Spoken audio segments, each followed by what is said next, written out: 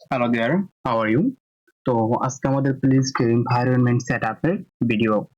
তো আমরা যে কোড গুলা লিখবো তার জন্য তো একটা কোড এডিটর লাগবে, তাই না? আবার ধরুন এটাকে রান করার জন্য তো কিছু লাগবে, তাই না? তো এগুলো কিভাবে আমাদের ডেস্কটপ ইনস্টল করব সেটাই আজকের মূল টপিক। তো আর দেরি না করে শুরু করা যাক। সো ফার্স্ট অফ অল আমরা দেখবো যে code editor like Visual Studio Code, Notepad++, Sublime Text, etc. যেহেতু মোস্ট অফ পপুলার হচ্ছে ভিএস কোড অর্থাৎ ভিজুয়াল স্টুডিও কোড, তাই আমরা আজকে ভিজুয়াল স্টুডিও কোড রান করা দেখব এবং পরবর্তীতে রান করার জন্য ওয়েব সার্ভার বা কোডগুলোকে রান করার জন্য অ্যাপাচি সার্ভার ইনস্টল করব, সেটা হচ্ছে জ্যাম সার্ভার, এবং তারপরে আমরা সেটাকে ব্যাকএন্ডে রান করার জন্য নোড.জেএস ইনস্টল করব। তো ফার্স্ট অফ অল আমরা দেখি যে ভিএস কোড ইনস্টল করা, এবং ভিএস কোডের যে ডাউনলোডেবল লিঙ্কটি সেটা আমি ডিসক্রিপশনে দিয়ে দিয়েছি। সো আমরা প্রথমে গুগল ক্রোম ব্রাউজারটা ওপেন করে নিলাম এবং পরবর্তীতে এখানে আমরা সার্চ দেবো যে ভিএস কোড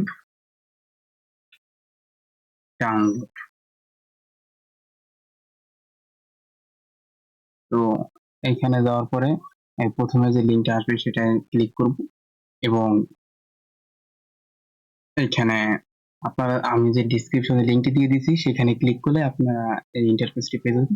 তো তারপরে এখানে উইন্ডোজের জন্য উইন্ডোজ 10 আর 11 এর জন্য এইখানে, এবং যারা লিনাক্স ইউজ করেন তাদের জন্য এটা, এবং যারা ম্যাক ইউজ করেন তাদের জন্য এখান থেকে ডাউনলোড করে দিতে পারবেন। তো এখানে ক্লিক করলে ডাউনলোড শুরু হয়ে যাবে। কিছুক্ষণ এই যে শুরু হয়ে গেছে। তো এইভাবে আপনারা ডাউনলোড করে নিতে পারেন। তো এখন আমরা দেখবো যে জ্যাম সার্ভার কিভাবে ডাউনলোড করে এবং জ্যাম সার্ভারটিকে, এবং পরবর্তীতে আমরা সেগুলো রান করে দেখাবো। তো জ্যাম সার্ভারের জন্য আমরা কি করব, যে জ্যাম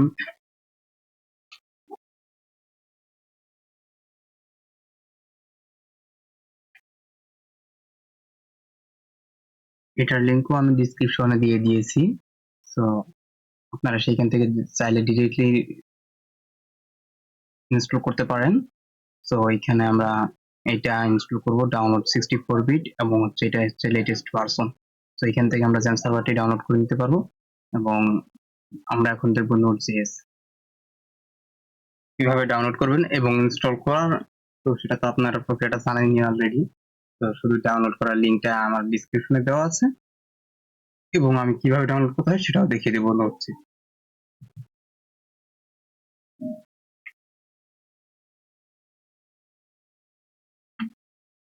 নোটস ডাউনলোড এখানে যাবেন, এবং যাওয়ার পরে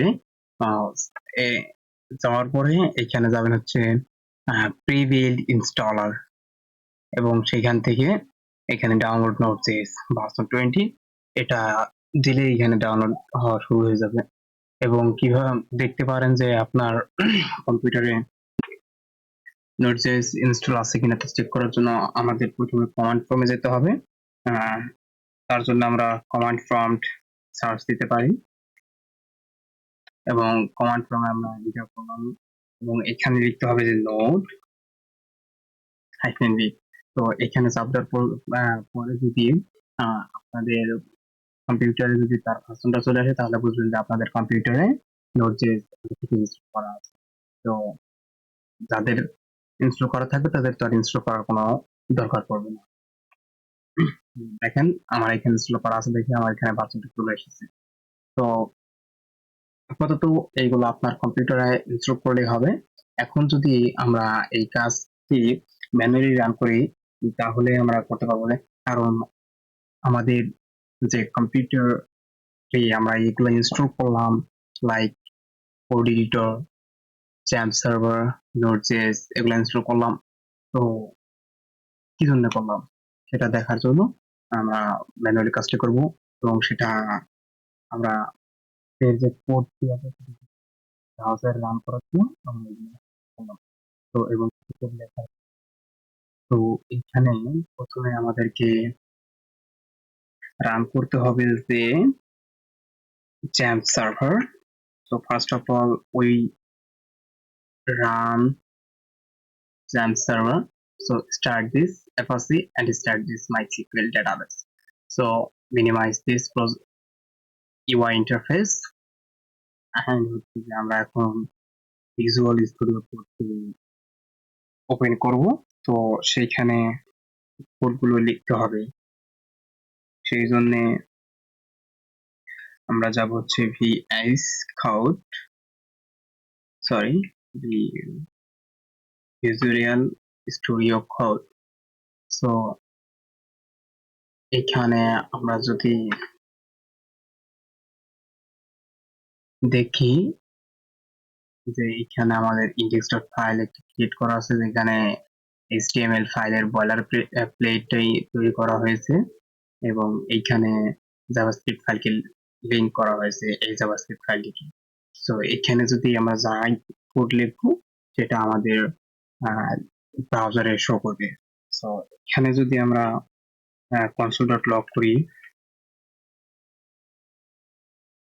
যে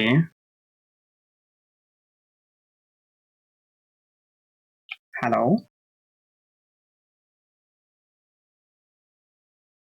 is folder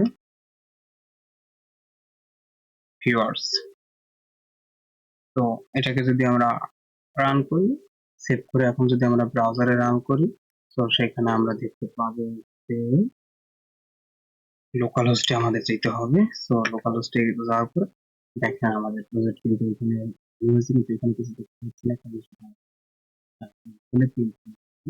তো স্পেক্টে যাবো এবং এখানে আমরা কনসোলে দেখতে পাবো যে হ্যালো স্কোয়ার ভিউয়ার্স। তো দেখা হচ্ছে নেক্সট এপিসোডে। আজকের এই এপিসোডটি এই পর্যন্তই, এবং তার আগে একটি কথা হচ্ছে যে আমার এই ভিডিওটি যদি ভালো লেগে থাকে তাহলে লাইক আর সাবস্ক্রাইব করতে ভুলবেন না। তো আল্লাহ হাফেজ।